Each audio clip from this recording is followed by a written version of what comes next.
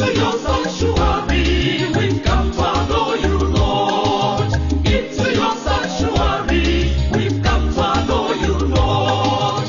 In adoration and praise, we glorify your holy name. Into your sanctuary, we've come to adore you, Lord. In the name of the Father, and of the Son, and of the Holy Spirit. Amen. May the grace of our Lord Jesus Christ, the love of God, and the communion of the Holy Spirit be with you all.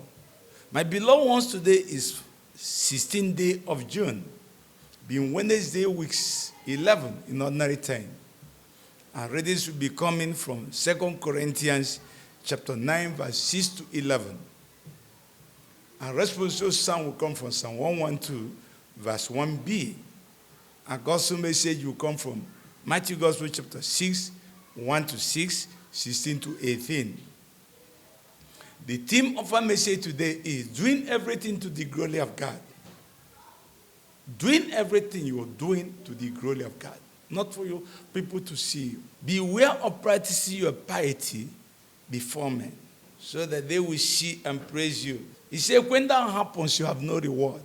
When you are giving alms, don't trumpet it like hypocrites,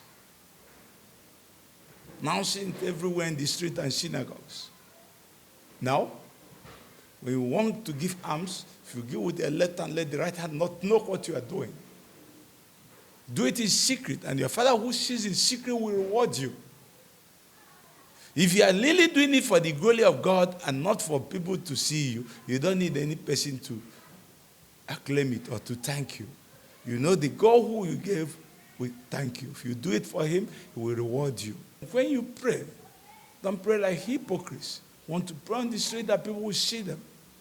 When you want to pray, go into your room, close your door, and call to your Father who sees in secret and will answer your prayer in secret. There is no provision for sure. When you fast, anoint your heads. When you fast, anoint your head, look cheerful. Let people not know you're fasting, but your heavenly Father who knows that you're fasting will reward you abundantly.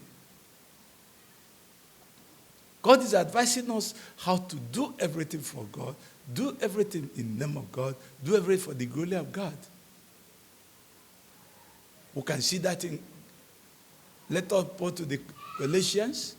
We can see him telling us what to do, doing everything to the glory of God, doing everything in the name of Jesus. And that's what Jesus is telling his disciples, doing everything for the glory of God.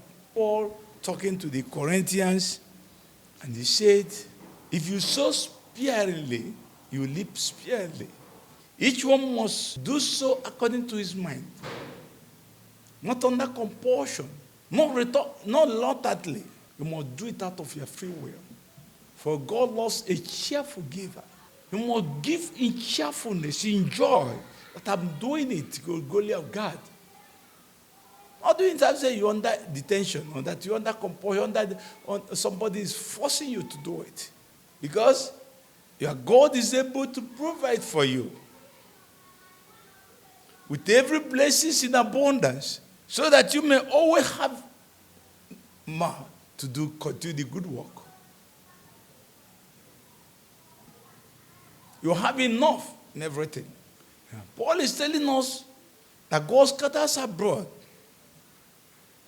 He gives to the poor. His righteousness endures forever. So you cannot outdo God in generosity. As you cheerfully give to him, so he cheerfully pours back to you. You cannot outdo him in generosity. He will supply the seed for the sowing and the food for eating. That's the one doing it. He will multiply your resources. He's the one who multiplies all these things for you. So, sheepishly you give to him, cheerfully you give to him, cheerfully he pours back to you in abundance. As you can see in Luke chapter 6, verse 38. The measure with which you give it, the measure he will give you. But you this time, pour it, fill it, compress it, and pour it over your lives. It will overflow.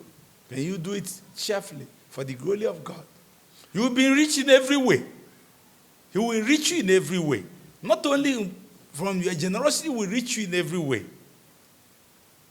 For great generosity, which through us will produce thanksgiving to God.